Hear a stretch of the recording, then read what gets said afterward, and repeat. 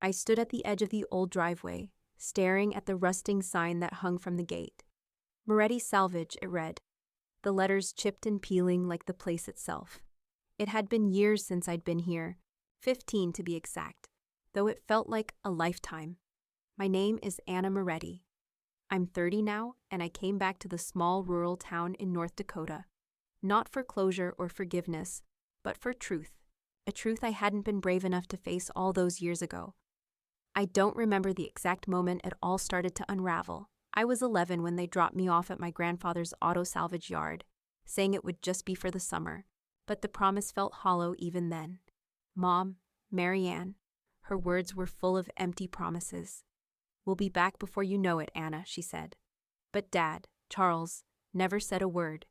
His silence spoke louder than anything. As the truck pulled away, I stood at the window, hoping they'd turn around. They didn't. And that first night, I waited by the window, sure they'd come back. But the silence became permanent. Grandfather Emile opened the door that night, just as he had every night for as long as I could remember. He didn't ask questions, didn't offer comfort. His face was a weathered mask of stoic acceptance. He didn't say much at all, but he didn't need to. His quiet presence filled the silence where my parents' voices once were. He handed me a towel, nodded, and left me to stand by the window, my heart heavy with unanswered questions. As days stretched into weeks, I stopped waiting for them to return. The only person who was there, day in and day out, was Emile. He never asked me about my parents or what had happened. He just worked, and I worked alongside him, learning the way the tools fit into my hands, the way oil stained your skin, and the smell of metal and grease became second nature. But now, standing at the gate of that same auto yard, I realized just how much I didn't know. The truth I needed to confront was buried under years of silence, years of hiding behind the ghost of my childhood. I came back to confront Emile's legacy, to understand what had really happened all those years ago, and why my parents never came back. My fingers brushed the rusted metal of the gate. I stepped inside, the sound of crunching gravel beneath my boots familiar yet foreign all at once. The yard hadn't changed much. The same rows of discarded cars, tires, and parts that had once been my playground. The air was still thick with the scent of oil and rust. It felt like I had never left, but it also felt like I was walking into a place I didn't belong anymore. I made my way to the small cabin Emile had lived in for as long as I could remember. The door creaked as I opened it, and the familiar scent of old wood and dust hit me. Emile's tools were scattered across the table, his jacket hanging on the back of a chair as if he'd just stepped out. But I knew better. Emile had been gone for over 5 years. It took everything in me not to break down right then and there. The house, the yard, they were all his, but they were also mine now. The weight of that responsibility settled into my chest. It felt like an anchor. As I walked into the small living room, I saw it. On the wall, a single photo of Emile and me, taken the day I graduated high school. He was smiling, though it was more of a slight upturn of his lips than a grin. I was standing next to him, my arm wrapped around his shoulders, looking up at him with pride. That photo, that moment, seemed so far away now. I picked it up, my fingers tracing the glass as I wondered how I had let it all slip away.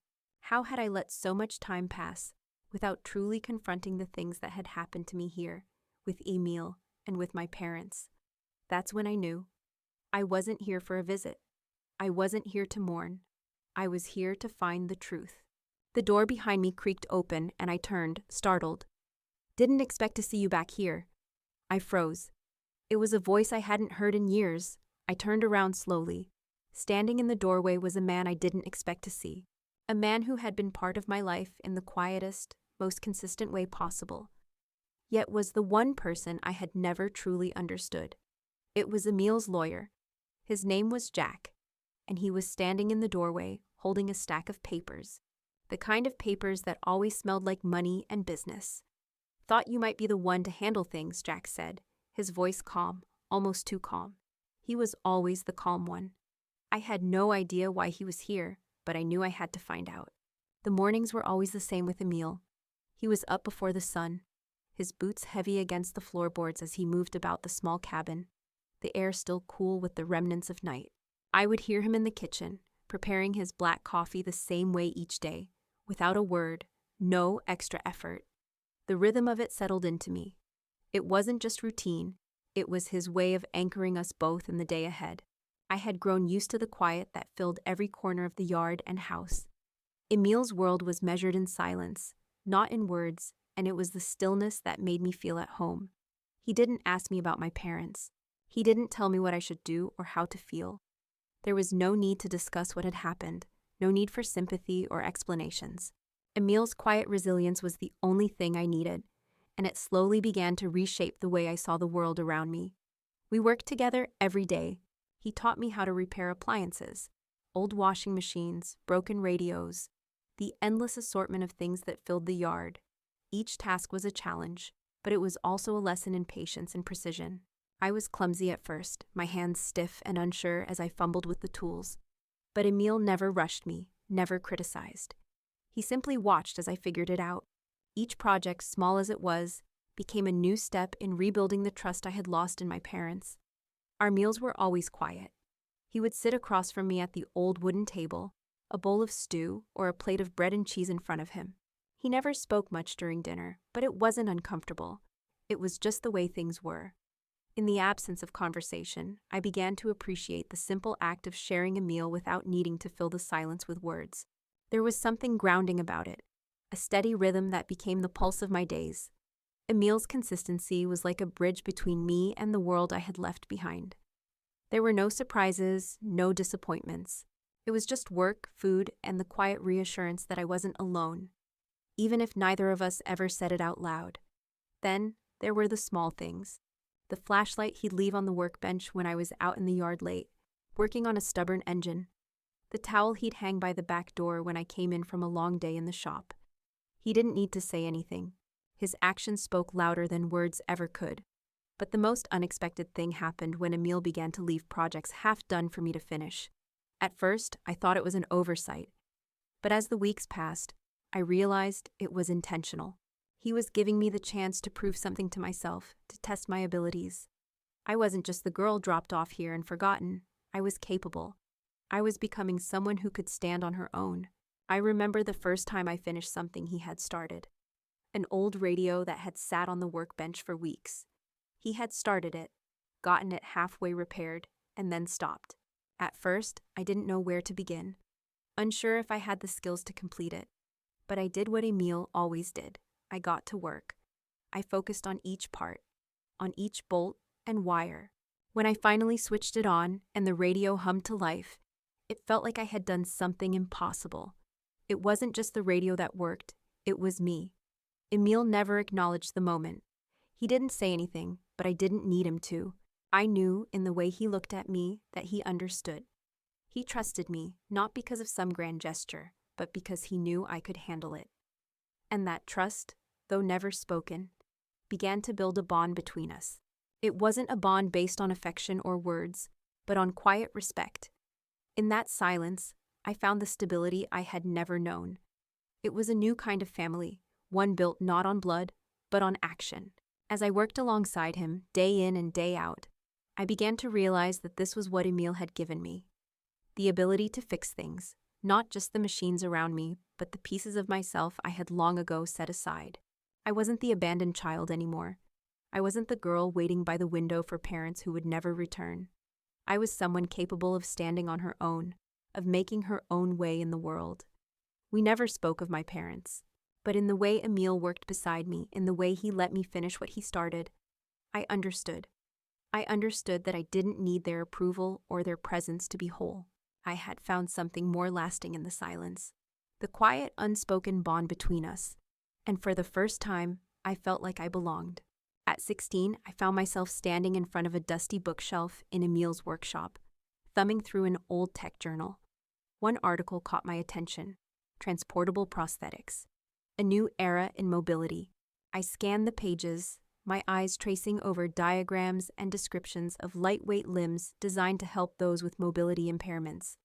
It wasn't the first time I'd come across such technology, but this one was different.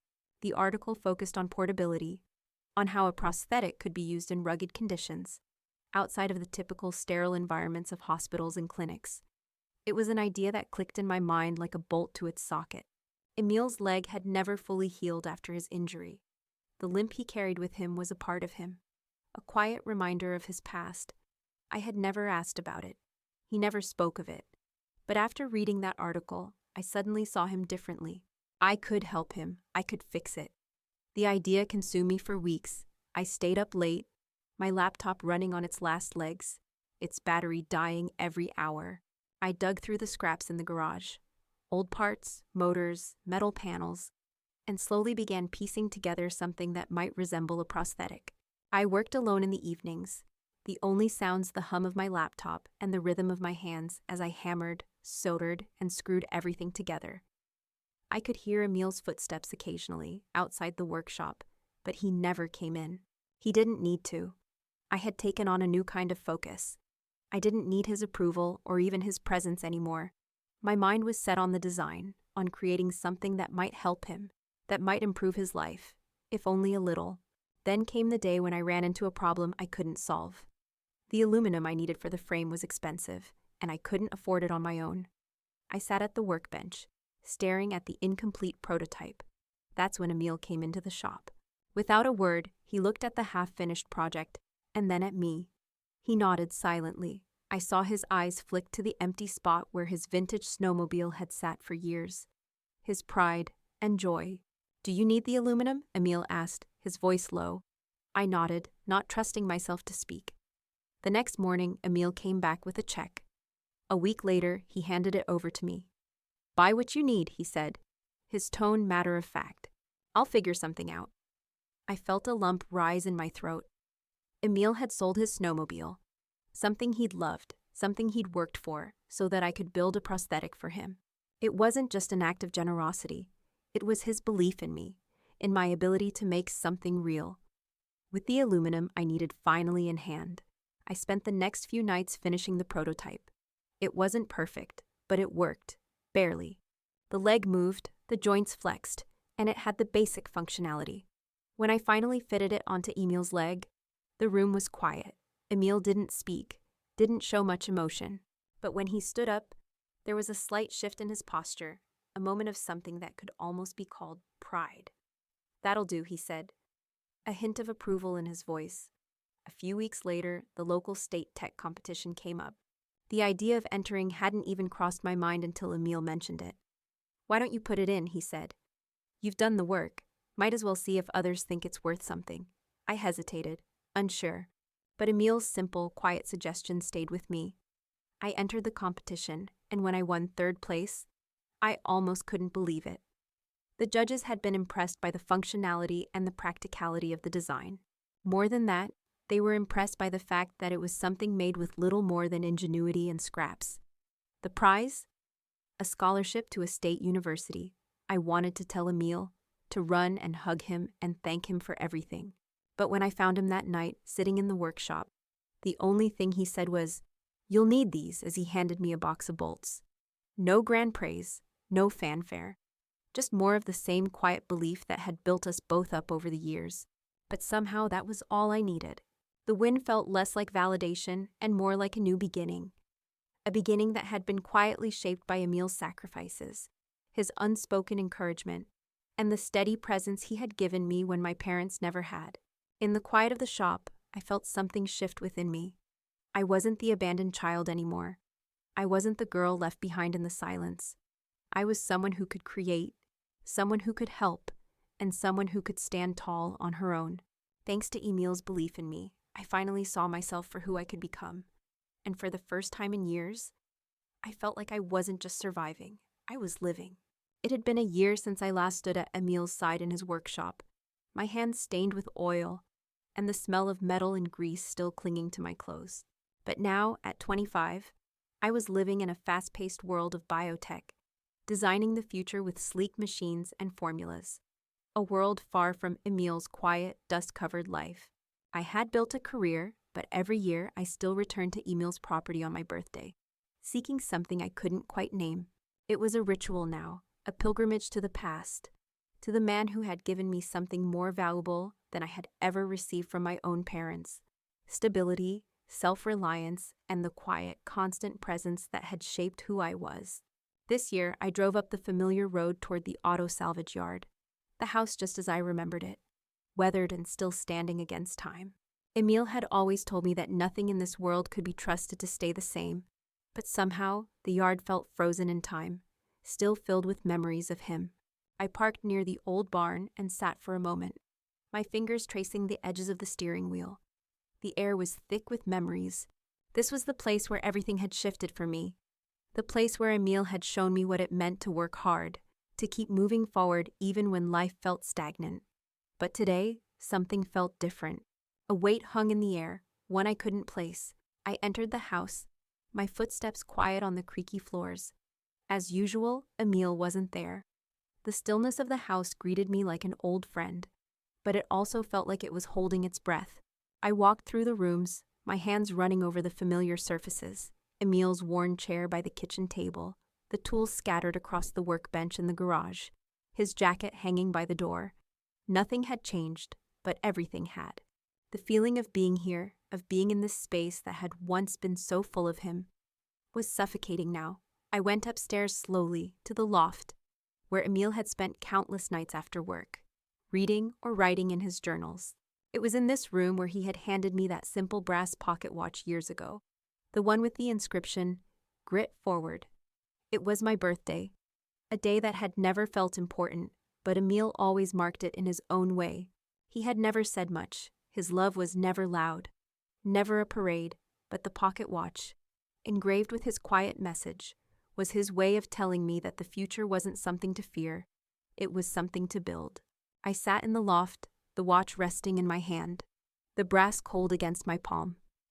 My phone buzzed, pulling me back to the present. It was a message from my mother. "We're sorry. We'll be there for you when you're ready." My chest tightened as I read the words. They were hollow, empty words. They always were. The next morning, I woke to silence. A different silence this time. The kind that comes after something has ended, not just paused. I knew before I even stepped out of bed. I went downstairs, my heart heavy, and found him. Emil, lying quietly in his chair by the window. He had passed in his sleep, his hand still resting on the table where he had spent so many evenings, reading, writing, thinking. The peaceful look on his face was the same as the one he wore every day, a quiet acceptance of life and its rhythms. But today, it was final. I sank to my knees beside him, my hands trembling as I took his, the hand that had built everything I knew. My voice broke as I whispered, "Thank you," but there was no response. Emil was gone, and the silence that filled the room was overwhelming. The funeral was small, just a few of Emil's friends and some distant relatives who barely knew him. My parents had arrived, but their presence felt like an intrusion. Marianne tried to reach out to me, but I couldn't let her. Her arms were open, but her sympathy was thin, like paper stretched too far. Charles stood beside her, offering a hollow nod. Neither of them had ever been here when it mattered. "Anna, we're sorry," Marianne said, her voice thick with something I couldn't quite place. Guilt, maybe? Or was it something more? A realization that they had failed me, too late for reconciliation. I stiffened, turning away from her. "Don't," I said softly. "You're not sorry. You never were." I couldn't bring myself to touch them. Not now. Not after everything. They left shortly after, offering a few more half-hearted words. I stood there, feeling the weight of Emil's absence like a storm cloud that had finally broken over me. But it was his silence, his steady presence, that I would carry forward. I returned to the loft that night, holding the pocket watch tightly in my hand. I had always thought Emil's final words, "Grit forward," meant to keep going, to push ahead. But now I realized they meant more. It wasn't just about moving on. It was about creating something that could live on after you were gone. I looked out the window, the dark sky stretching over the yard, the place that had shaped me. The legacy Emil had left me was more than his tools, more than his land. It was in the way he had taught me to live without needing recognition, to work quietly, to build something meaningful without expecting applause.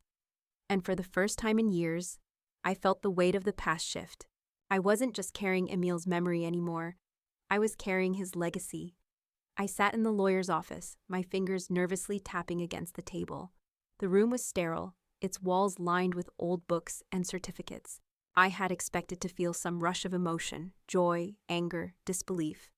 But instead there was only a quiet tension in my chest. A tension that had been growing ever since Emil's passing. The lawyer, a man named Mr. Hayes, shuffled through a few papers, his glasses perched low on his nose. He looked at me with a steady gaze, and then he placed a sleek black box on the table. "This is the will," he said, his voice even, controlled. "And it's all yours." I blinked, unsure if I'd heard him correctly. Emil had never been one for fanfare or grand gestures. But everything? Everything, Mr. Hayes confirmed, handing me the black box.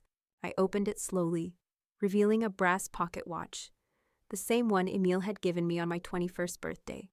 The engraving, "Grit Forward," stared up at me, and I felt a deep pang in my chest. It wasn't just the watch. It was the weight of Emil's quiet belief in me, his faith in my ability to carry on. "This watch is the key to everything," Mr. Hayes continued, his eyes scanning the room. "Inside is the full estate, including the auto yard, multiple patents, and the majority stake in a robotics company valued at almost $90 million. The words barely registered. My mind was stuck on one thing. This was mine. The salvage yard, Emil's patents, the robotics company, everything. I hadn't expected anything. Not after Emil's death. But this was a shock. As if on cue, the door opened, and I looked up to find Marianne and Charles standing in the doorway. Their presence was almost too perfect, as though they had been waiting for their moment. "Anna," Marianne said, her voice syrupy with false sweetness. "We're here for you, of course, to help with everything." But her eyes flicked to the black box, and I saw the shift in her posture. It was a shift I knew all too well, an old familiar hunger that had never really left her. Charles, standing just behind her, said nothing. His gaze, always passive, never met mine. He looked around the office, as if the room itself might hold something he could claim. I looked down at the watch, and then at the lawyer. "I'm assuming this means the estate is finalized?" I asked, keeping my voice steady. "Yes," Mr. Hayes replied, tapping a few buttons on his laptop. "The will has been encrypted. All the assets are linked to this watch. It's biometric, so only Anna can access everything Emil left behind." He paused, looking at Marianne and Charles, as per his instructions. The room grew still. Marianne's smile faltered for a second before she regained her composure. "And what about us?" she asked, her voice laced with thinly veiled anger. "Is there anything for us in here?" The question hung in the air, sharp and uncomfortable. I could almost see the gears turning in their heads. The assumption that Emil's estate would naturally default to them, his real family. "There is no provision for you," Mr. Hayes said, his tone firm. "Emil's wishes were clear. Everything he left is to go to Anna. She is the sole heir." The words hit like a hammer. I could see the shock ripple through Marianne's face, though she quickly masked it with a forced smile. "Well, we didn't expect anything," she said with a tight laugh, but her eyes didn't meet mine. "It's just hard, you know? We thought, after all this time, Emil would have reconsidered. Maybe left something for us." I almost laughed. Reconsidered? They hadn't cared about Emil for years. They had left him behind, just like they'd left me behind. Their sudden interest now felt as insincere as everything else they had done in the past. I stood up from the table, clutching the watch in my hand. It was time for them to leave. "Thank you for your time, Mr. Hayes," I said, my voice steady.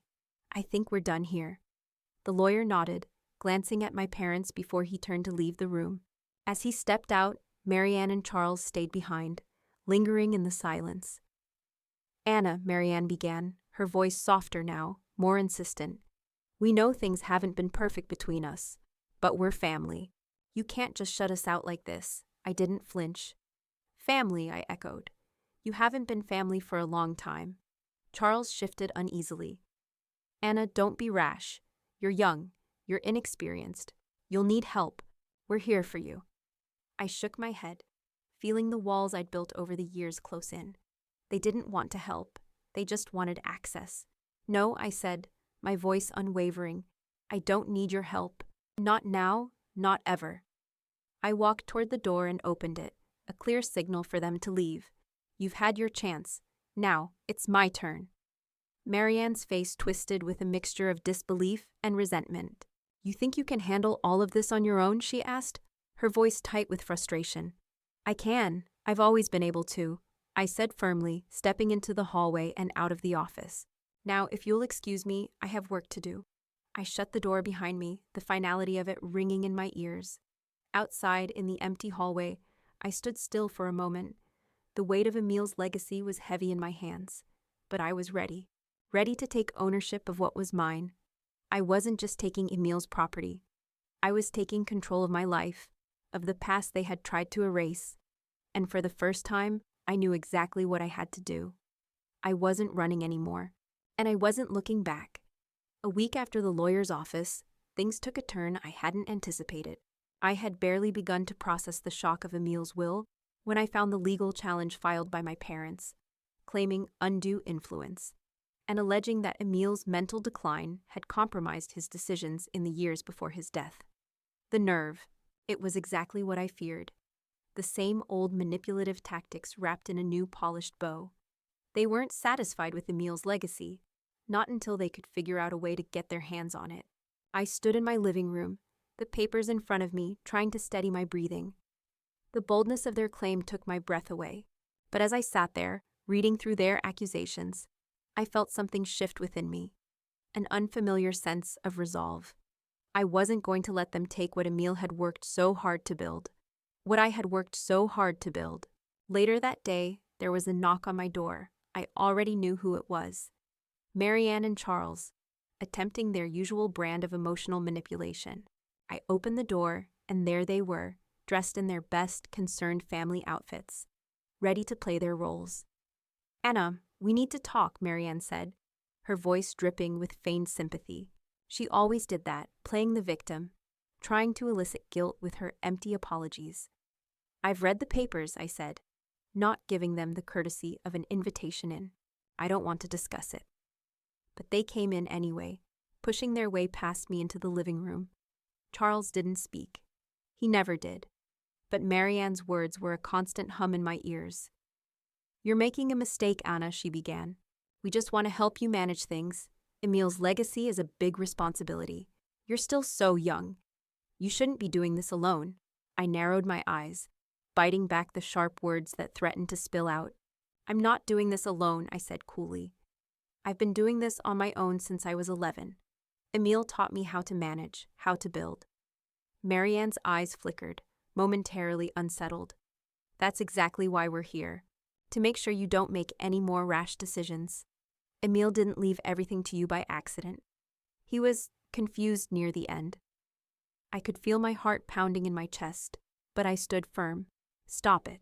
You never cared about Emil or his legacy until now. You didn't show up when he was alive, and now you think you can swoop in and take what you think is yours?"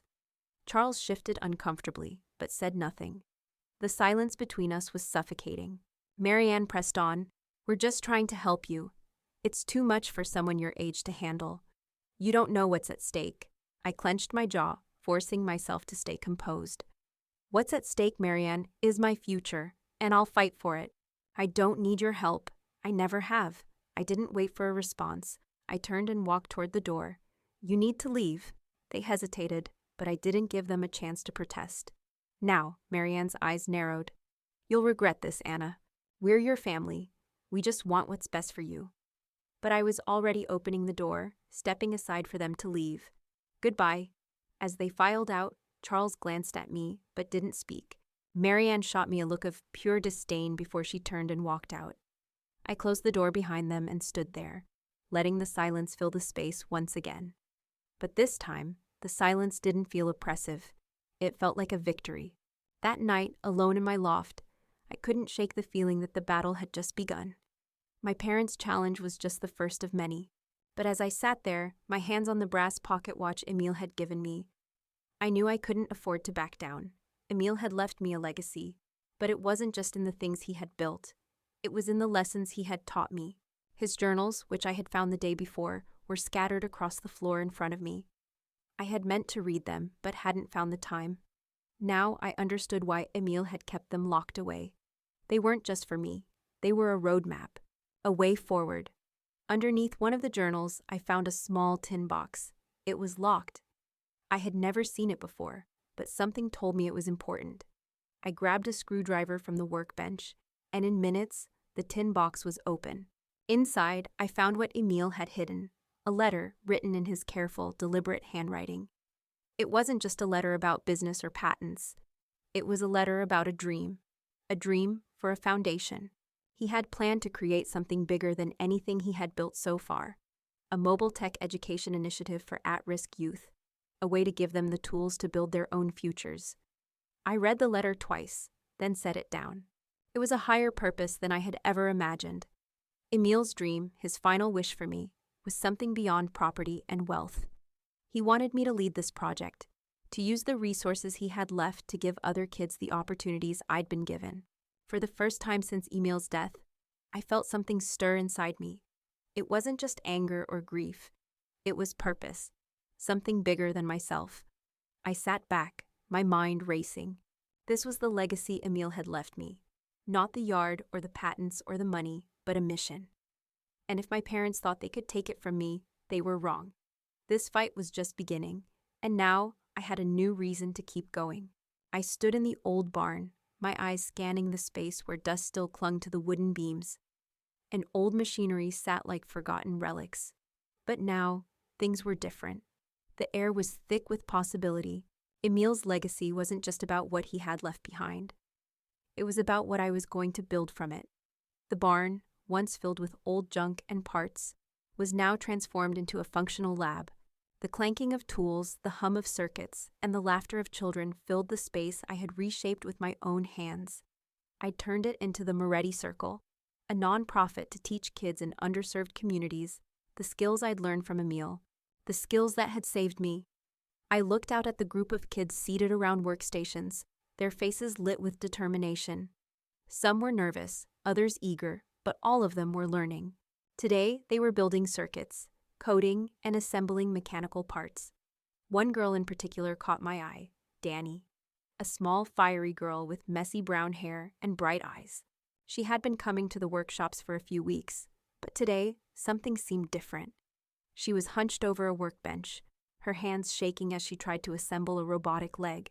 It wasn't the most complicated project, but her frustration was clear. "Come on," Danny muttered to herself, tapping the leg with a tiny screwdriver. "It's just supposed to work." I walked over, crouching beside her. "Hey, Danny, you need help?" She looked up, her face red from frustration. "It's not working," she said, her voice tight. "I built it, but the motor won't turn on." I took a deep breath and looked at the work she had done. The parts were all there, the connection seemed fine, but there was something missing. It was always the smallest thing that tripped people up, the most delicate part that everyone overlooked. I picked up the soldering iron. "Let me show you a trick," I said, my voice calm, offering her a gentle smile. I could see the doubt in her eyes, the hesitation, but she nodded anyway. As I worked beside her, guiding her hand to the right spot, I told her, "Sometimes things don't work out the first time, but that's the point of this. You don't just fix things. You learn how to make them work from scratch." Her eyes narrowed as she focused, absorbing the words and the task. It didn't take long before she was soldering the wires with a steadiness I hadn't expected. The robotic leg's motor clicked to life with a soft hum, the pieces moving as they should. She stepped back, wide-eyed, looking at her creation as it moved on its own for the first time. A small smile tugged at her lips. "It works." I handed her the soldering iron. "Now, you do it. Build your own." Danny blinked at me. "What?" "You did it once. You can do it again. Don't wait for someone to show you how. Go build it. Make it better than the last one." She looked down at the project in front of her, the new confidence starting to spark in her. "Okay." She took the soldering iron from my hand, her grip more secure this time. I watched her, feeling something shift in my chest. This was what Emil had always done for me. He never handed me the answer. He gave me the tools and let me figure it out. I understood now what he had left me, what he had given all of us. The ability to build, to trust ourselves, and to create something that would outlast us. Over the next few months, the barn became a hub for kids like Danny, kids who didn't have the resources but had the drive to learn. They returned each week, more confident than the last, coming back not just for the mechanics, but for the sense of purpose they found in building. I started to see Emil's dream take shape in the kids. It wasn't just about technology. It was about giving them the chance to create, to fix, to build their own futures. This was the path Emil had wanted for me, and now I was passing it on. I spent more and more time in the barn, mentoring, teaching, guiding the kids through their projects. With each new prototype they created, I realized how much Emil's quiet sacrifices had shaped my life. He hadn't just given me a legacy in terms of property and wealth. He had given me the gift of self-reliance, the ability to shape my own future. The Whitmore Circle was more than just a lab. It was a place where kids could find their confidence and their worth, just like I had. And it was starting to feel like something Emil had planned all along. It wasn't just about fixing things. It was about fixing ourselves. As I walked through the barn, observing the kids, a deep sense of peace settled in my chest. I had finally understood what Emil's legacy truly was. Not the auto yard or the patents, but the path, the opportunity to create something bigger than ourselves. And as the kids gathered around their workbenches, I knew that Emil had given me the greatest gift of all, the chance to pass it on. Thanksgiving was nearing when Marianne returned. Her presence, once an overwhelming force, felt strangely subdued now. Gone were the gaudy jewelry, the overly manicured smile, the facade of charm she used to wear like armor. She stood at the door, her shoulders slumped, no pretense of strength left in her. "Anna, can we talk?" she asked, voice low, almost fragile. I wasn't sure what to expect, but the guilt that was written all over her face made me wary. For years, I had waited for my parents to show some sign of care or love, but I'd learned by now that waiting only invited disappointment. I stepped aside, letting her in. Marianne moved past me, her eyes scanning the familiar surroundings. The same worn furniture, the dusty air, the echo of Emil's absence still hanging in the corners of the room. "I didn't think you'd want to see me," Marianne said after a long pause, her eyes not meeting mine. "But I needed to come. I have to tell you something." I didn't respond, just let her speak. Her words, after all these years, were no more important than the silence she had left me with before. But this was different. She was different. There was something about her, a shift, an undeniable heaviness that made me listen more closely. "Charles, he's dying," she said, her voice trembling. "I don't know what I expected, but I never wanted to be the one who left you like that. It was never because I didn't love you, Anna. We were just scared. We didn't know how to deal with it all." Her confession hung in the air, something between sorrow and guilt. I didn't interrupt, though the words came to me unbidden. They were always scared. Too scared to stay, to show up, to love me. I nodded slowly, the weight of it all pressing against me. "You left, and I stayed," I said quietly. "You were scared, but I had to grow up without you. I had to deal with your choices alone." Marianne swallowed hard, her eyes filling with tears. "I was wrong, but Charles and I, we thought it would be better for you to stay away, to have your space. But it wasn't. I know that now." I crossed my arms, leaning against the wall. "Why now, Marianne? Why come to me now?" She wiped her eyes, taking a deep breath. "Because I couldn't live with myself anymore, thinking that we had done what we did to you for no reason. I'm sorry, Anna. I can't fix what we broke, but I hope you can forgive me." I stood there in silence, absorbing her words. My heart wavered. There was the truth in them, yes, but no forgiveness in my heart. Not yet. I stepped back, giving her space to speak, but also creating distance between us. "You left me alone when I needed you most, and now you expect me to offer you forgiveness? I can't, Marianne. Not like this." She nodded, her face crumpling in a way that made her seem smaller, more human. "I understand. I just wanted you to know the truth." And that was it.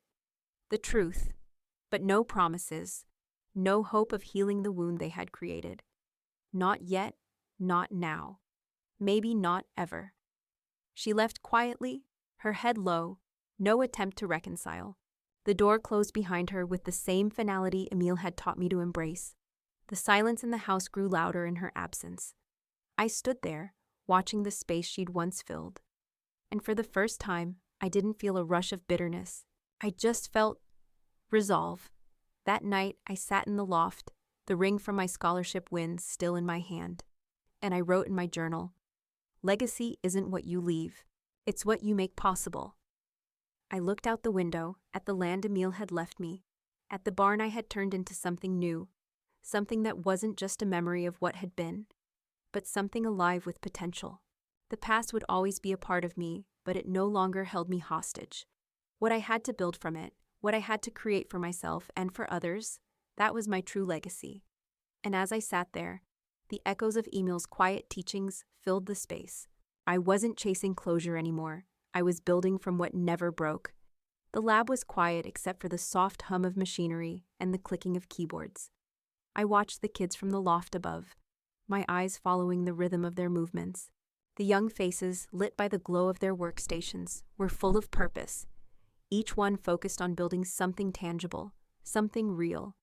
I hadn't realized until now how much Emil's legacy had shaped me, how much it had shaped all of us. The Moretti Circle had grown beyond anything I could have imagined. It was no longer just a workshop for kids to tinker with wires and gears. It had become a sanctuary for them to build their futures, one project at a time. Claire, a girl who had once cried over her robotic arm, was now teaching others how to solder, how to wire circuits, how to breathe life into mechanical parts. She moved from one workbench to another, her hands steady as she guided a younger girl through the motions. It was humbling to see her teaching now, after all the pain she had endured, when her own project didn't work, when she felt as though she'd never be good enough. "Claire," I called down to her from the loft. She looked up and smiled, waving. "Everything okay up there?" she asked, wiping her hands on her apron. I nodded, my heart full as I watched her, as I watched all of them. The ring from my scholarship wins sat on my desk below, glinting in the light. It had always been a reminder of Emil's quiet belief in me, of how far I'd come since that day when I first arrived at the yard, unsure of anything beyond the silence of my childhood. But now, it was a symbol of something else, a symbol of the future, of what I could offer them, what they could offer each other.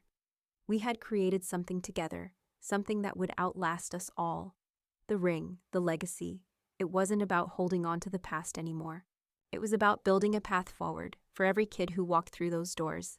I stood up and moved to the balcony, looking down at the kids, my heart light with pride. Emil's memory wasn't something that weighed me down anymore.